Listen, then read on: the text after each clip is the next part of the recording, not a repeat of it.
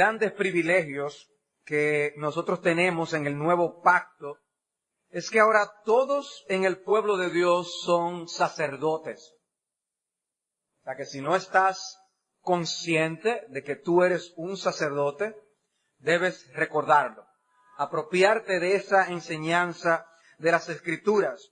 La Biblia lo presenta como un enorme privilegio. Dice el apóstol Pedro en Primera de Pedro 2:5, vosotros también, como piedras vivas, sed edificados como casa espiritual y sacerdocio santo, para ofrecer sacrificios espirituales aceptables a Dios por medio de Jesucristo. O sea que nosotros estamos para ofrecer sacrificios espirituales como sacerdotes que nosotros somos.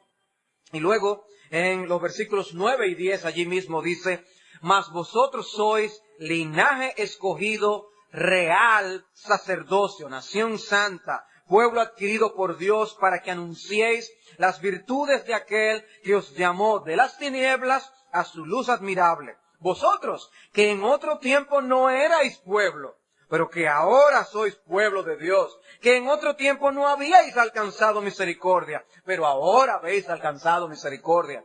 O sea que ahora tenemos privilegios que son maravillosos, y uno de ellos es que somos sacerdotes. Apocalipsis 1:6 afirma que Dios nos hizo reyes y sacerdotes para Dios, algo que también había sido profetizado por Isaías en el capítulo 61. Y yo te pregunto, ¿tú aprecias el privilegio de tú ser un sacerdote para Dios? Lo que eso significa en términos del acceso libre que tú tienes a la presencia de Dios. Porque eso contrasta enormemente con la experiencia del pueblo de Israel en el antiguo pacto.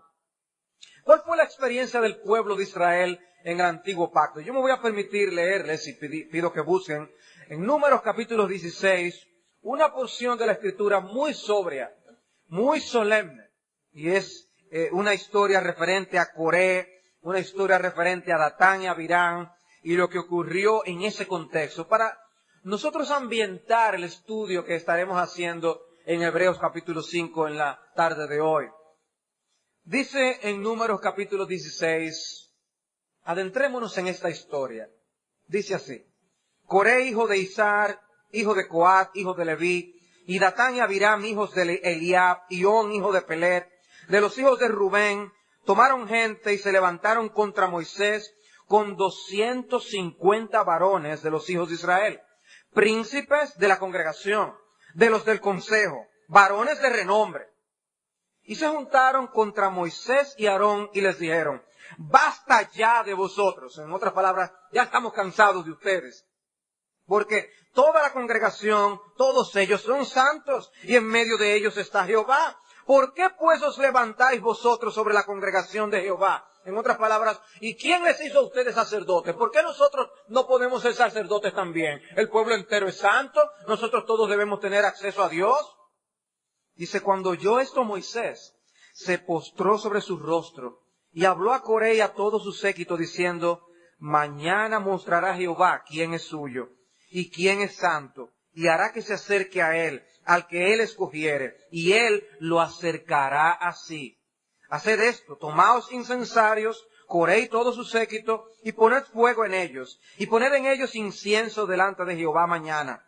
Y el varón a quien Jehová escogiere, aquel será el santo. Esto os baste, hijos de Leví. Dijo más Moisés a Coré, oíd ahora, hijos de Leví, os es poco que el Dios de Israel os haya apartado de la congregación de Israel, acercándoos a él, para que ministréis en el servicio del tabernáculo de Jehová, y estéis delante de la congregación para ministrarles, y que te hizo acercar a ti y a todos tus hermanos, los hijos de Leví contigo. ¿Procuráis también el sacerdocio? Dice, ustedes no toman los privilegios que ya Dios les ha dado a ustedes como buenos y válidos para que ustedes estén satisfechos. Moisés envía a buscar a Datán y a Abirán, en el resto de la historia se plantea, y ellos se niegan en hacer lo que les decía Moisés. Y luego nosotros leemos a partir del versículo 24. Habla a la congregación y diles, apartaos de en derredor de la tienda de Coré, Datán y Abirán. Entonces Moisés se levantó y fue a Datán y a Abirán, y los ancianos de Israel fueron en pos de él. Y él habló a la congregación diciendo, apartaos ahora de las tiendas de estos hombres impíos, y no toquéis ninguna cosa suya, para que no perezcáis en todos sus pecados. Y se apartaron de las tiendas de Coré, de Datán y de Abirán en derredor. Y Datán y Abirán salieron y se pusieron a las puertas de sus tiendas con sus mujeres, sus hijos y sus pequeñuelos. Y dijo Moisés, en esto conoceréis que Jehová me ha enviado para que hiciese todas estas cosas, y que no las hice de mi propia voluntad. Si como mueren todos los hombres murieren estos, o si ellos al ser visitados siguen la suerte de todos los hombres, Jehová no me envió. O sea, si ustedes mueren de muerte natural, entonces no fue Jehová que me envió a mí. Entonces ustedes están diciendo la verdad.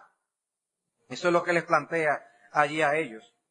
Mas, si Jehová hiciere algo nuevo, y la tierra abriere su boca y los tragare con todas sus cosas, y descendieren vivos al Seol, entonces conoceréis que estos hombres irritaron a Jehová.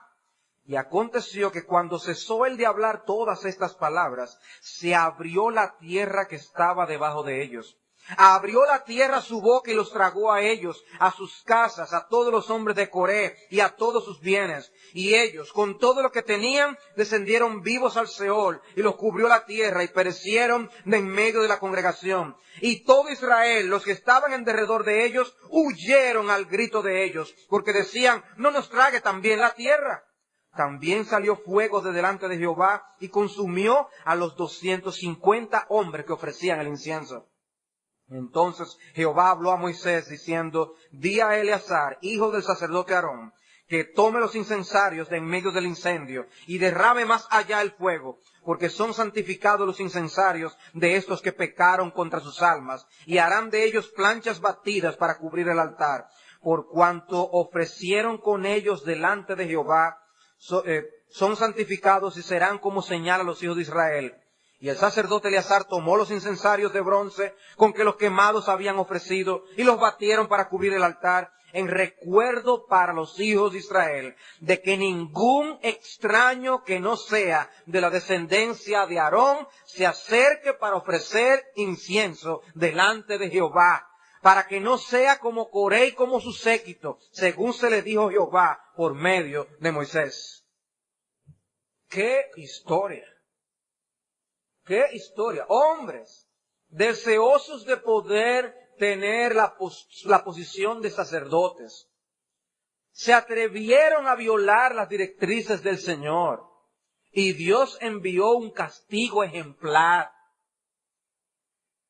El pueblo se llenó de temor y Dios lanza una advertencia: ningún extraño se acerque a ofrecer incienso delante de Jehová. ¡Qué contraste! Somos real sacerdocio. Podemos ofrecer sacrificios espirituales delante del Señor por medio de Cristo. En el antiguo pacto no hubiéramos podido. En el antiguo pacto hubiéramos sido consumidos. Hubiera sido visto por Dios como un atrevimiento acercarnos a ofrecer sacrificios en la presencia del Señor. La historia del rey Usías es una historia igual de impactante. Usías dice que su fama se extendió grandemente. Y eso le llevó a enorgullecerse. Dice que cuando su corazón era fuerte, su corazón se enalteció para su ruina. Esa historia está en 2 de Crónicas 26. Su corazón se endureció para su ruina. Se rebeló contra Jehová su Dios, entrando en el templo de Jehová para quemar incienso en el altar del incienso. Y entró tras él el sacerdote Azarías, y con él 80 sacerdotes de Jehová, varones valientes, y se pusieron contra el rey Usías y le dijeron: no te corresponde a ti, oh Usías, el quemar incienso a Jehová, sino a los sacerdotes de Aarón, que son consagrados para quemarlo. Sal del santuario, porque has prevaricado, y no te será para gloria delante de Jehová Dios. Dice entonces Uzías, teniendo en la mano un incensario para ofrecer incienso, se llenó de ira. Y en su ira contra los sacerdotes, la lepra le brotó en la frente, delante de los sacerdotes, en la casa de Jehová, junto al altar del incienso. Y le miró el sumo sacerdote Azarías y todos los sacerdotes, y aquí la lepra estaba en su frente, y le hicieron salir apresuradamente de aquel lugar. Y él también se dio prisa a salir, porque Jehová lo había herido. Así el rey Uzías fue leproso hasta el día de su muerte, y habitó leproso en una casa apartada, por lo cual fue excluido de la casa de Jehová. Esta violación de acercarse a Dios en sus propios términos le costó estar separado de por vida de la casa de Dios. ¿Toma Dios en serio o no el oficio del sacerdote? Evidentemente que sí. Evidentemente que sí. Por eso nuestra enseñanza hoy, amados hermanos, es que nosotros tenemos un enorme privilegio al ser hechos constituidos sacerdotes delante del Señor. Pero la pregunta es, ¿y quién ganó para nosotros el privilegio de que ahora seamos sacerdotes? Nuestro gran sumo sacerdote, nuestro Señor Jesucristo. Nuestro Señor Jesucristo. Y es con ese trasfondo que yo quiero que leamos Hebreos capítulo 5 y la porción que nosotros vamos a estar estudiando en la tarde de hoy. Hebreos capítulo 5.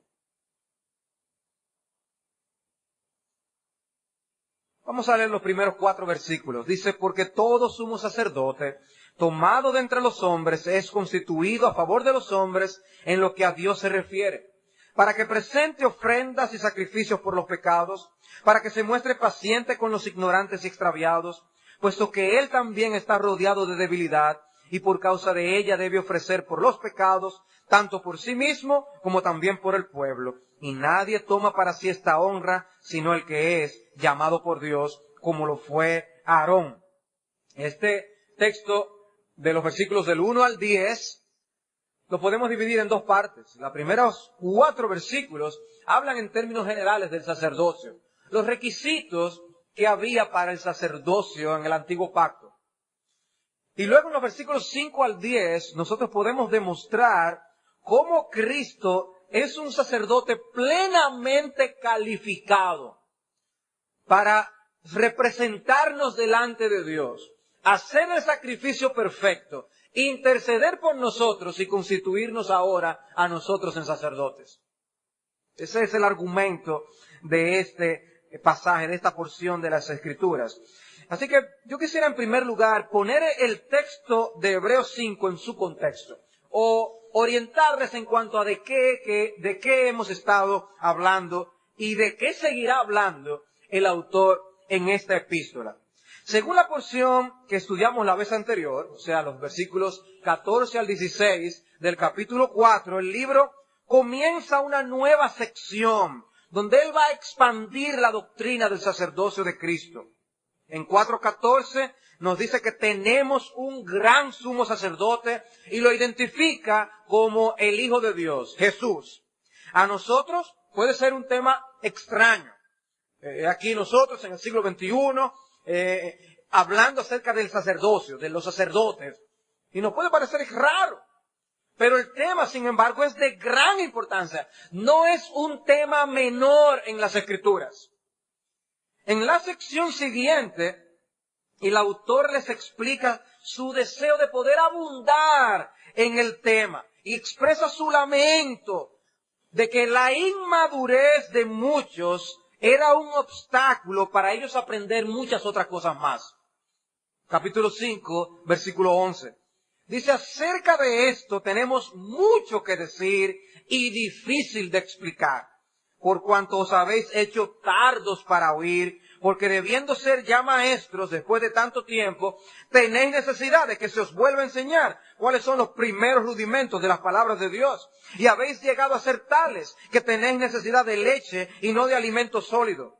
Y todo aquel que participa de la leche es inexperto en la palabra de justicia porque es niño. Pero el alimento sólido es para los que han alcanzado madurez, para los que por el uso tienen los sentidos ejercitados en el discernimiento del bien y del mal.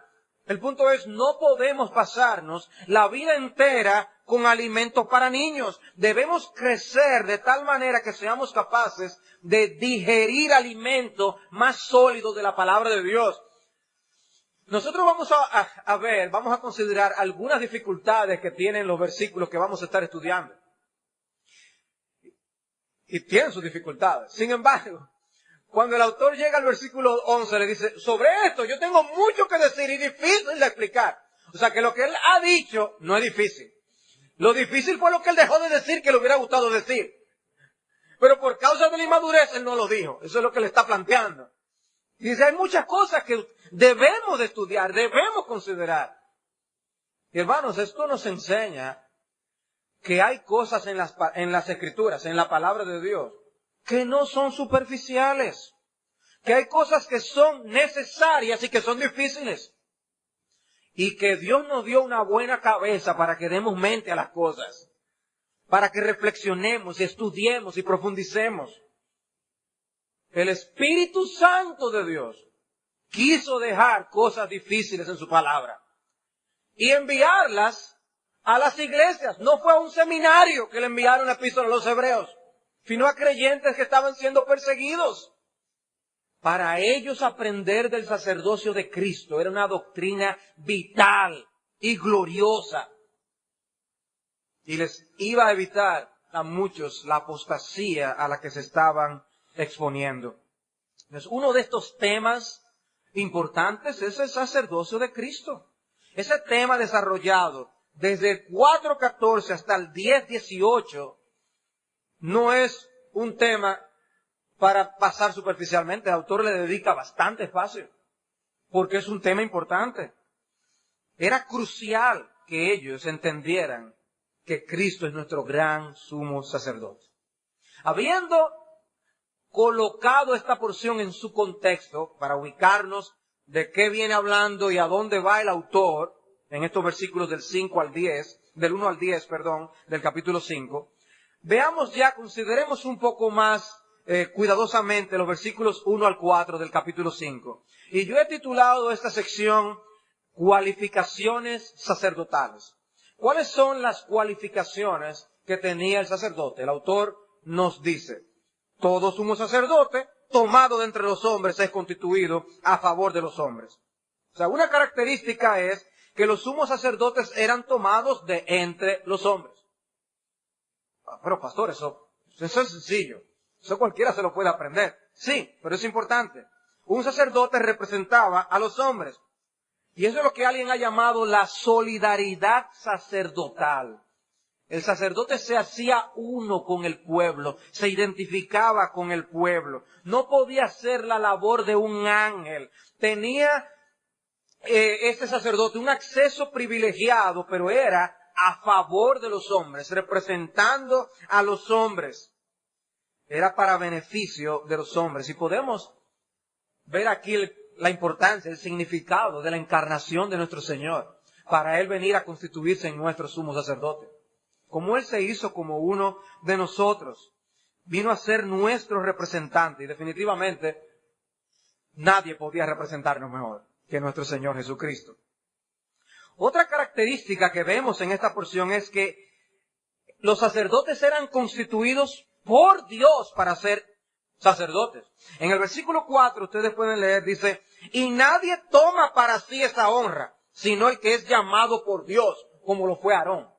O sea, nadie podía decir, óyeme, la profesión a la que yo me estoy dedicando está difícil, me voy a meter a sacerdote. No, esa no es la idea. Es Dios quien llamaba al hombre que debía ser sacerdote. Por eso las historias que les leí al principio. Era un atrevimiento que alguien pensara que podía ocupar esa posición. Era Dios mismo el que asignaba a esas personas, designaba a esas personas. Por eso en Éxodo 28 vemos a Dios dando directrices claras a Moisés. Tú harás llegar delante de ti a Aarón, tu hermano, y a sus hijos consigo, de entre los hijos de Israel, para que sean mis sacerdotes. ¿Quién los designó? Dios los designó. De manera que la doctrina del sacerdocio implica que Dios es quien llama a esa vocación sacerdotal. Saúl, en un momento dado, el rey Saúl, pretendió ofrecer el incienso cuando se tardaba Samuel para llegar. Y eso le costó el reino. Y Dios lo vio como una terrible afrenta, porque los sacerdotes son sacerdotes por designio divino. Otra característica del sacerdocio era que su función era presentar sacrificios y ofrendas por pecados, los suyos y por los del pueblo. Esa era una función sacerdotal, dice el texto, para que presente ofrendas y sacrificios por los pecados, para que se muestre paciente con los ignorantes, extraviados, etc. El ofertar los sacrificios por causa del pecado. Y no ofrecía sacrificios con un aire de superioridad. O sea, el sacerdote no venía bueno, déjame yo aquí hacer un favor a estas personas que son tan pecadores, porque yo estoy en otro nivel, voy a ofrecer sacrificios por ellos. No. Por eso él primero tenía que ofrecer sacrificios por sí mismo. Él tenía que identificarse en eso como un pecador igual que los demás. Dios ya demandaba que él ofreciera sacrificios para su propia purificación. En el caso de Cristo, que es lo que hace esto todavía mucho más sorprendente, nuestro Señor era sin pecado. Él no tenía que ofrecer sacrificio por sí mismo. Por eso en capítulo 7 el autor dice, nos convenía tal sumo sacerdote, santo, inocente, sin mancha, apartado de los pecadores y hecho más sublime que los cielos, que no tiene necesidad cada día como aquellos sumos sacerdotes de ofrecer primero sacrificio por sus propios pecados y luego por lo del pueblo, porque esto lo hizo una vez para siempre ofreciéndose a sí mismo. Ese fue el sacrificio de nuestro Señor Jesucristo. Me contaba mi esposa que tuvo la oportunidad de visitar el último día que tuvieron la conferencia True Woman, visitar el Museo de la Creación. Y me contaba de un video que hay allí en el Museo de la Creación, donde una de las cosas que hay en el Museo de la Creación es una representación del tabernáculo. Y presentan cómo allí los sacerdotes hacían los sacrificios, estas cosas. Pero en un video que presentan en un punto del museo, aparece María. Y María, ya adulta, habla de lo que eran los viajes al templo a ofrecer los sacrificios. Y lo que le impresionaba desde niña, ver esos animales siendo sacrificados. Y lo que empieza a narrar es, imagínense una ovejita. Cualquiera que ve una ovejita tan tierna, tan linda, eso levanta los mejores sentimientos, como decimos. Ese pobre animalito. Ahora imagínense ver ese animalito siendo sacrificado. Y ver el derramamiento de sangre. Un animalito tan limpio, tan tierno y sacrificado. Dice, y eso lo veía todos los años que mis padres me llevaban a aquel lugar. Todos los años. Y yo no podía entender por qué le podían hacer esto a un animalito tan indefenso, tierno, débil, bonito. Dice que ella luego comprendió que era precisamente para nosotros tener un entendimiento de lo que el pecado significa para Dios. Es precisamente ese continuo derramamiento de sangre de esos animalitos, una y otra vez, derramamiento de sangre por causa del pecado. Y Dios había mandado al sacerdote a ofrecer sacrificio para sí mismo. Ese pecado causa separación entre nosotros y Dios. Y sacrificio por el pueblo, para que Dios perdonara sus pecados. Y ella quedó impactada por lo que veía año tras año, año tras año, año tras año. Es una representación, pero no está lejos de la realidad, de lo que le enseña la Escritura, a lo que se exponían los israelitas cada vez que se sacrificaban todos estos animales. Y esa era la labor sacerdotal. Y la siguiente característica del sacerdote va a la mano con esto. El texto nos dice que el carácter del sacerdote debía ser tal que él se identificara con el pueblo por su propia debilidad. Esto es lo que dice el texto. Dice, para que se muestre paciente con los ignorantes y extraviados, puesto que él también está rodeado de debilidad. Él también es débil. Y él debía identificarse con los débiles. O sea que él no tenía el aire de superioridad. ¿Ven lo que les explicaba? Era partícipe de la misma debilidad humana en general. La Biblia dice que somos carne, que somos polvo. Pero como les decía yo a algunas personas, a veces somos un polvo bastante orgulloso. Unos polvos con prepotencia. Somos polvos pero con prepotencia. Somos unos polvos pero con orgullo. No somos nada de lo que Dios está diciendo cuando nos dice que ¿qué es el brazo del hombre sino carne? Lo está diciendo para decir no somos nada. Pero nos enorgullecemos. Somos débiles. Somos polvo. Nos enfermamos. Tenemos limitaciones. Envejecemos. Débiles en nuestro intelecto. No comprendemos muchas cosas. Y hay otras que no queremos comprender por nuestro pecado. Limitaciones mentales, intelectuales, limitaciones emocionales también, hasta el punto de perder el control. Debilidades y debilidades. Débiles en nuestro vigor moral y en nuestro vigor espiritual, lidiando también con el cansancio, el hambre, errores que cometemos.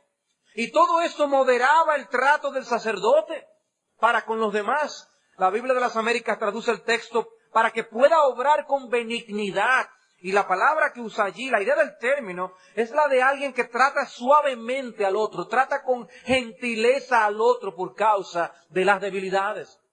Se ponía en el lugar del otro, somos iguales. Y yo ofrezco sacrificio por mí, lo ofrezco por ti, y yo puedo interceder por ti delante de Dios, porque yo lo entiendo.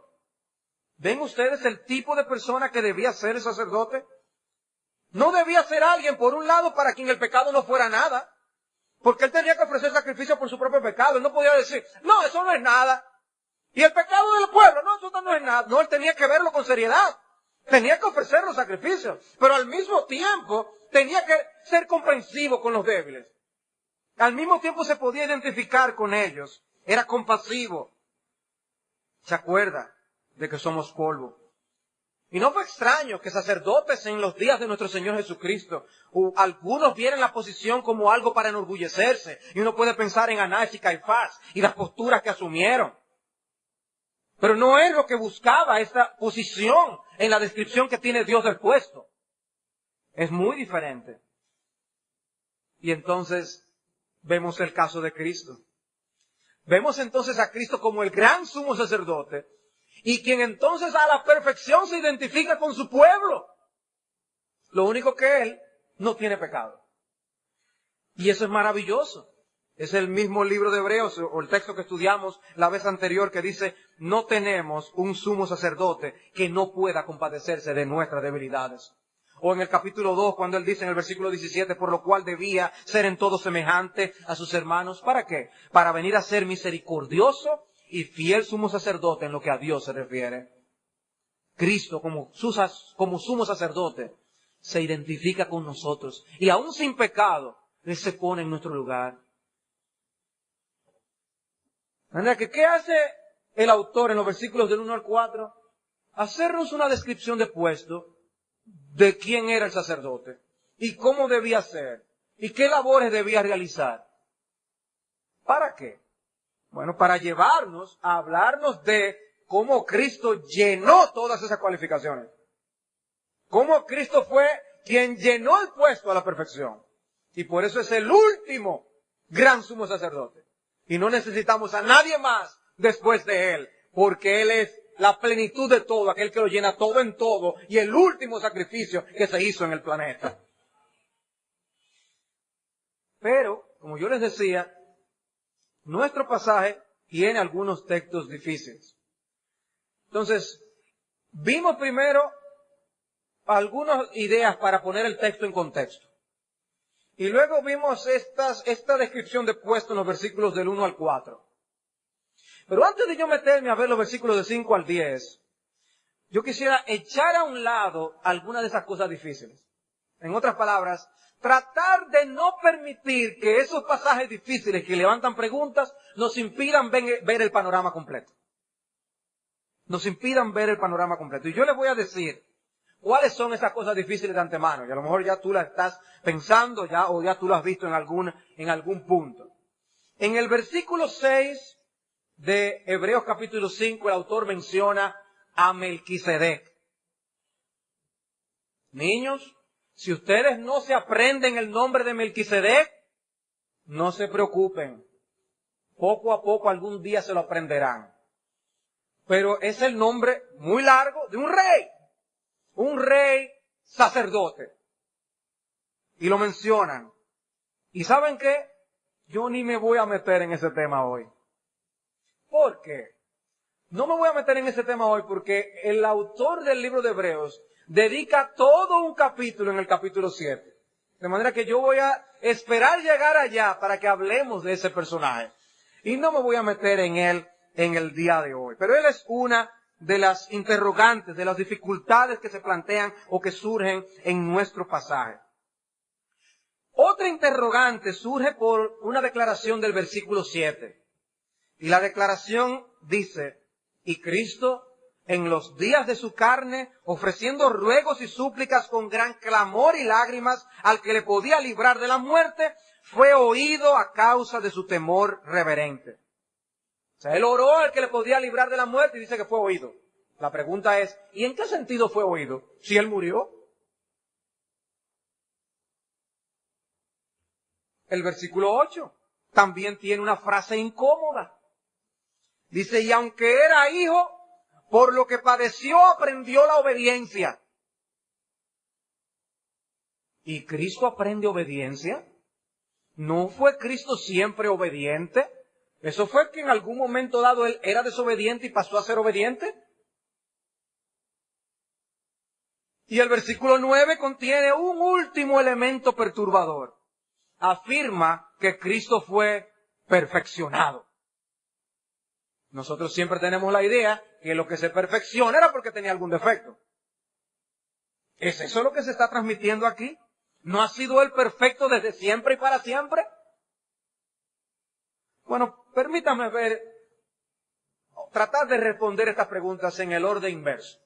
Acabo de mencionar ese pasaje del versículo 9 que dice que Él fue perfeccionado. ¿Por qué dice que Cristo fue perfeccionado?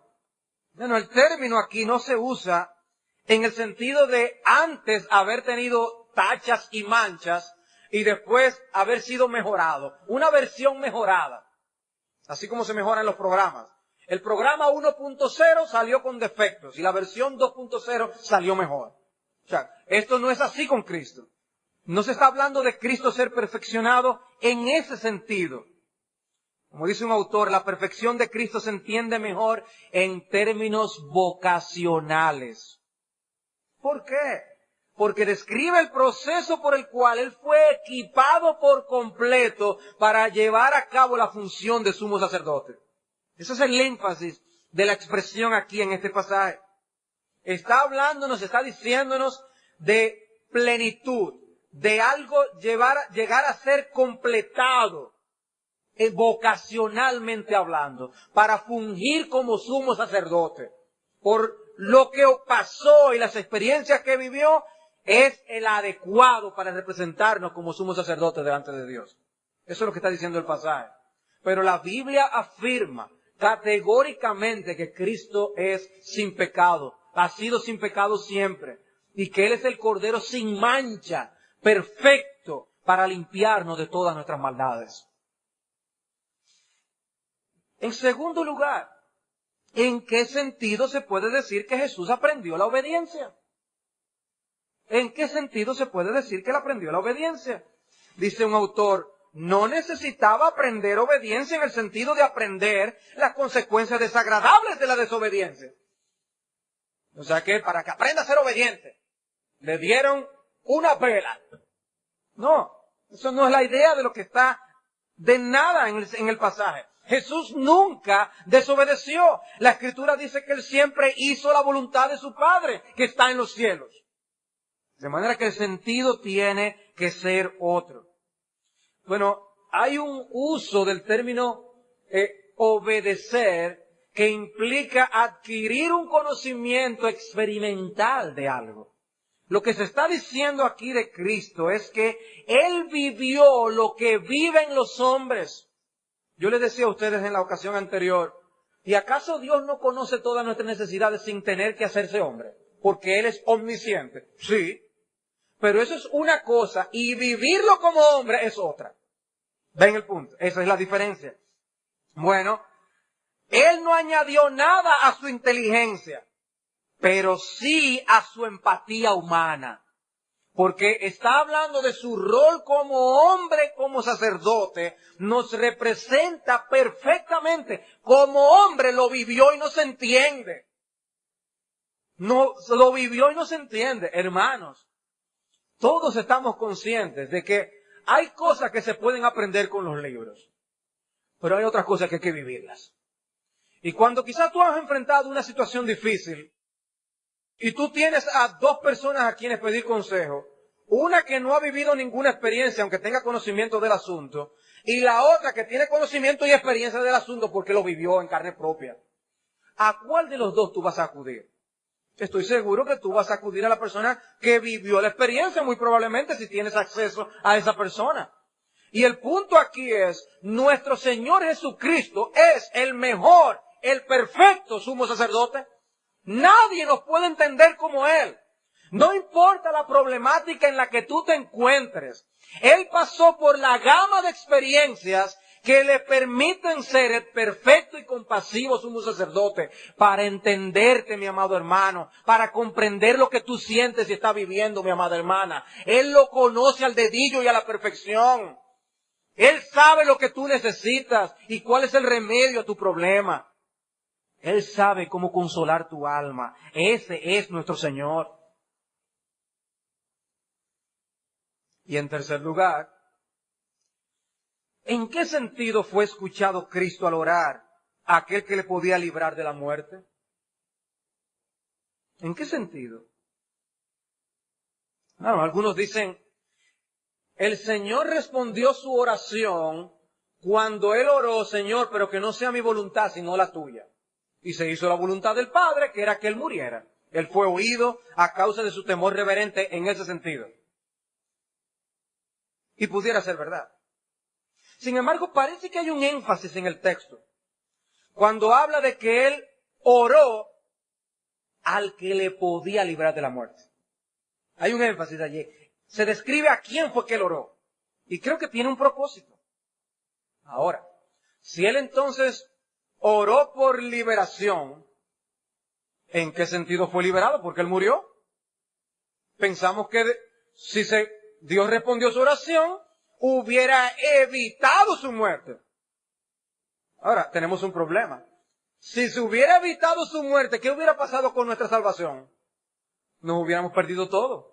Todos. Necesitábamos el sacrificio perfecto de ese cordero que fue inmolado desde antes de la fundación del mundo. Entonces, una explicación es que Él fue oído en el sentido de que Él no fue dejado para que su cuerpo viera corrupción, como nos explica Hechos, capítulo 2, citando el Salmo, que habla de la resurrección. Él no fue dejado en la tumba. Él volvió a vivir y en ese sentido su oración fue contestada. De manera que es un texto difícil, pero creemos que Él fue librado del poder de la muerte y venció la muerte por medio de la resurrección y no permaneció en el Hades. Y eso nos lleva entonces, esperando haber dejado esas inquietudes un poco al lado, me llevan a mi último punto y ver entonces a Jesús como el sumo sacerdote mejor calificado. Jesús, el sumo sacerdote mejor calificado. Vamos ahora a leer estos versículos, tratando ya de obviar estas inquietudes que pudieron haber salido originalmente. Y tratemos de tomar el propósito de que Dios nos está enseñando estas cosas. Dice, así tampoco Cristo se glorificó a sí mismo haciéndose sumo sacerdote, sino el que le dijo, tú eres mi hijo, yo te he engendrado hoy. Como también dice en otro lugar, tú eres sacerdote para siempre, según el orden de Melquisedec. Y Cristo en los días de su carne, ofreciendo ruegos y súplicas con gran clamor y lágrimas, al que le podía librar de la muerte, fue oído a causa de su temor reverente. Y aunque era hijo, por lo que padeció aprendió la obediencia, y habiendo sido perfeccionado vino a ser autor de eterna salvación para todos los que le obedecen, y fue declarado por Dios sumo sacerdote según el orden de Melquisedec. He aquí personas que estaban acostumbrados a tener en muy alta estima a los sacerdotes y a los sumos sacerdotes. He aquí personas que estaban acostumbrados a escuchar de sacrificios tras sacrificios. Sacrificios que no podían limpiar, como veremos que enseña Hebreos capítulo 9, la conciencia de obras muertas, sino que todavía decían culpable, culpable por el pecado, culpable. Y aquí ahora están escuchando que finalmente vino un gran sumo sacerdote que solucionó ese problema para siempre. Cristo cargó con nuestros pecados y es el perfecto sumo sacerdote para permitirnos entrada permanente a la presencia de Dios. El mismo Dios que lidió con Coré, con Datán y Abirán y con Uzías. El mismo Dios que envió un castigo a Saúl por haber violentado los términos de la obediencia. Ese mismo Dios en Cristo nos da libre entrada y acceso a la presencia misma de Dios. Y yo me pregunto, como les preguntaba la vez anterior, amados hermanos, ¿estamos haciendo un uso apropiado de esa bendita libertad que nosotros tenemos en nuestro Señor Jesucristo? ¿Estamos aprovechando esa bendición? ¿Estamos nosotros apropiándonos de ese privilegio? Yo no sé si el silencio de ustedes, ¿cómo interpretarlo? Hermanos, en el Antiguo Testamento, lo que nosotros estamos haciendo hoy, de atrevernos a acercarnos a la presencia de Dios, del Cristo que está aquí con su pueblo, nosotros hubiéramos sido consumidos. Y ahora Dios nos dice que nosotros tenemos acceso a Dios, a ese mismo Dios, continuamente. Y eso lo enseña el apóstol Pablo también en Efesios. Y esta carta lo enseña de una manera tan y tan diáfana. Y Cristo le enseñó a su pueblo por eso aún cómo debían orar y llamar a Dios su Padre. Abba, Padre. ¿Cómo tú estás usando ese privilegio? ¿Cómo tú estás aprovechándote de la oportunidad que Dios te ha dado? ¿Qué significa Cristo en todo esto? Bueno, Cristo fue el sumo sacerdote designado por Dios el Padre. O sea, que Él no se designó a sí mismo. Recuerden que uno de los requisitos era que Dios lo designara. Él en el Evangelio de Juan dice, yo no me doy gloria a mí mismo. El Padre me glorifica a mí. Y Él está diciendo aquí, Dios me puso en esto. Dios me puso por sumo sacerdote. Cristo está desempeñando la vocación que el Padre le asignó. Y aquí es interesante, recuerden que habíamos hablado de para los hebreos era muy importante que se citaran las escrituras del Antiguo Testamento. Y les cita en el capítulo, versículos 5 y 6, les cita el Antiguo Testamento para mostrar el punto. En el versículo 5, vuelve a citar el Salmo 2 que había citado en el capítulo 1, en aquella ocasión para demostrar que Cristo fue coronado rey por encima de los ángeles. En este punto, para demostrar que Él es el perfecto para fungir la función de sumo sacerdote. De manera que Él es rey y sumo sacerdote. Tú eres mi hijo, yo te he engendrado hoy. Y explicábamos cuando estudiábamos Hebreos capítulo 1, que eran palabras de una celebración de rey. De un rey que es puesto, ubicado en su posición de rey. Designado rey. Y aquí usa el mismo pasaje para decir, fue Dios el Padre quien lo designó sacerdote. Él no se autodesignó. Por lo tanto, le demuestra a los judíos que Él es legítimo para ocupar la posición. Y no cualquier orden sacerdotal. No la de Aarón, sino de Melquisedec, como va a abundar más adelante. Y estos hebreos necesitaban escuchar que Jesucristo había sido designado por Dios. Porque ellos no estaban seguros algunos. Cuidado si eso es una invención nueva. Cuidado si Él no es el Mesías. Cuidado si Él no es el que nosotros tenemos que estar esperando. Y luego cita en el versículo 6 el Salmo 110. En el versículo 4 del Salmo 110. Y dice Por primera vez en esta epístola se menciona a Melquisedec. Es en ese versículo, por primera vez. Y cita el Salmo 110 para hablar de qué tipo de sacerdocio es el sacerdocio de nuestro Señor. Y vean cómo se presenta la primera y la segunda persona de la Trinidad en el Antiguo Testamento, en el Salmo. Dios el Padre hablando algo con respecto a Dios el Hijo, de que Él es sacerdote. Tú eres sacerdote para siempre según el orden de Melquisedec. Una declaración de Dios el Padre con respecto a Dios el Hijo. Rey y sacerdote a la vez. Rey y sacerdote a la vez. Y dice que es un sacerdocio para siempre. Y como enseña el capítulo 7, versículo 25, es un sacerdocio eterno, porque vive para siempre para interceder por nosotros. O sea que nosotros siempre, por toda la eternidad, tendremos a Cristo intercediendo por nosotros, amados hermanos. Lo que Él hizo en la cruz del Calvario no fue algo que Él hizo y ya se olvidó, sino que Él vivirá por toda la eternidad para interceder por ti, por ti, por ti y por mí. ¿Qué compromiso eterno tiene el Hijo de Dios con su pueblo? Hermanos, es que vivimos en días irreverentes, profanos, donde pisotear a los ancianos es visto como nada, respetar a los mayores no es importante, respetar las autoridades no es nada. Y es un reflejo de cómo andan las cosas en cuanto a Dios, porque las personas no respetan a Dios, no respetan ninguna de esas cosas. Por cuanto las personas toman en vano el nombre de Dios, van a terminar también desautorizando todas las cosas que Dios diga que son autoridad. El hombre no entiende que para acercarse a Dios algo increíble tiene que pasar.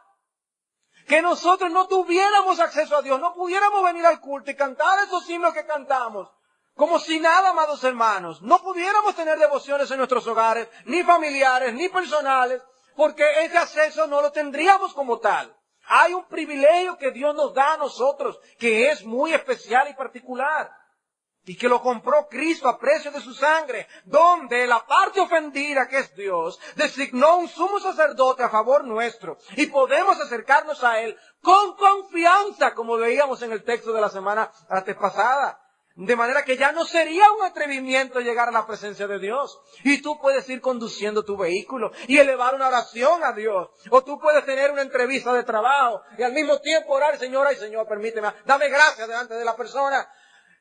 Ese es el tipo de acceso que nosotros tenemos para con el Señor. Y encomendar a nuestros hijos, encomendar nuestro día, encomendar nuestros proyectos en las manos de Dios. Y el oído de Dios está siempre atento a las oraciones de su pueblo. De manera, amados hermanos, que debemos apreciar lo que Cristo hizo y lo que Él hace todavía por nosotros. Se sacrificó a sí mismo e intercede por nosotros. ¿Considerarás tú una y otra vez la realidad de que tus pecados fueron cargados por Cristo en la cruz? ¿Meditarás tú en esa realidad vez tras vez para tú apreciar eso que Él hizo con valor eterno, para que tú ahora puedas tener alcance y acceso a Dios? ¿Eres tú un buen sacerdote? Comenzamos por allí. Comenzamos diciendo que tú y yo fuimos hechos sacerdotes. ¿Saben qué responsabilidad nos da eso a nosotros, amados hermanos? De que nosotros ahora representamos a otros de nuestros semejantes delante de Dios. Somos los testigos dejados por el Señor para alcanzar una humanidad que está corrompida y perversa. Sin embargo, no debemos olvidar que nosotros también somos pecadores y débiles como ellos. A tal nivel que nosotros podamos en algún sentido, de alguna manera, representarles ante Dios y hacer por ellos la oración que ellos mismos no pueden ni quieren hacer. Ellos están presos, esclavizados en sus pecados, y tú y yo tenemos la verdad para compartirla, para dejarles ver que hay remedio para el problema. En Cristo hay solución para el problema. Que ni la droga, ni el dinero mal habido es la felicidad de este mundo. Y tú y yo tenemos la respuesta para anunciar a moralistas e inmorales por igual que Jesucristo es la solución y que hay acceso para Dios el Padre. Somos sacerdotes para representar ¿a quién? A nuestros semejantes. Débiles debemos considerarnos. No nos olvidemos que somos débiles. No nos olvidemos qué tipo de personas estamos representando delante de Dios. Para que el aire de superioridad sea aplastado y nosotros podamos representar a pecadores delante de la presencia de Dios. Y entonces podremos orar aún por nuestros enemigos para que Dios les bendiga. Y entonces podemos orar por ellos para que Dios les salve y tenga misericordia de sus almas. ¿Aprovechas tú ese privilegio que tú tienes para ir a Dios por otros que no tienen ese acceso?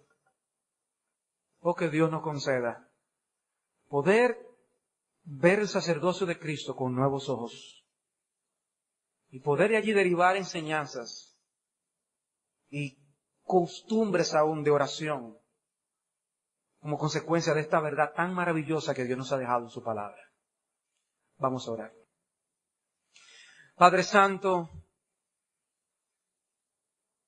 aquí no vamos a comprender a plenitud lo que significa que tu Hijo sea el gran sumo sacerdote.